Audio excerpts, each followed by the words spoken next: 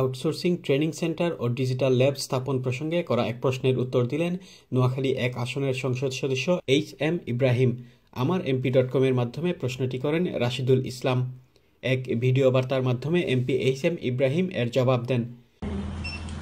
আমার কাছে এমপি.com এর কাছ থেকে দ্বিতীয় প্রশ্ন ছিল আউটসোর্সিং প্রশিক্ষণ ও শেখ রাসেল ডিজিটাল ল্যাব স্থাপন প্রসঙ্গে। আসলে আউটসোর্সিং এবং শেখ রাসেল ডিজিটাল ল্যাব প্রসঙ্গে শুধু এইটুকু বললে শেষ হবে না। সমগ্র বাংলাদেশে জননেত্রী শেখ হাসিনার ভিশন 2021-কে আমাদের জননেত্রী শেখ হাসিনার যোগ্য উত্তরসূরি, আমাদের ভবিষ্যতের রাজনৈতিক উত্তরসূরি আমরা যদি মনে করি,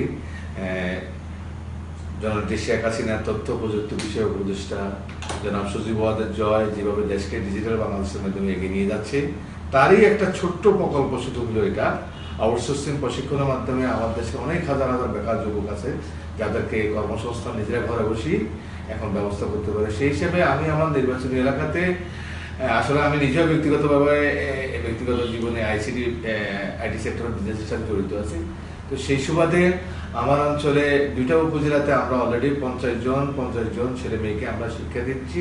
শুধু তাই নয়, শিক্ষা শুধু তাই নয়, তাদেরকে শিক্ষার সাথে সাথে তাদের কর্মসংস্থানেরও আমরা ব্যবস্থা করে দিচ্ছি। আর শেখ রাসেল ডিজিটাল ল্যাব স্থাপন আমি যতটুকু আমার 2 উপজেলা নির্বাচনী এলাকায় আমার মনে হয় এ পর্যন্ত 15 থেকে 20টা অলরেডি হয়ে গেছে। বাকি কিছু আছে, ইনশাল্লাহ আগামী যে 2 বছর হাতে সময় আছে, ইনশাল্লাহ আমরা আগামী 1-1.5 বছরের ভিতরে সেই কাজগুলো আমরা শেষ করতে পারবো বিশ্বাস করি। সবাইকে ধন্যবাদ। আসসালামু আলাইকুম। জয় বাংলা, জয় বঙ্গবন্ধু। এমপির কাছ থেকে উত্তর সংগ্রহের প্রক্রিয়াটি সমন্বয় করেছেন আমার এমপি.com এর অ্যাম্বাসেডর রবিউল ভুইয়া।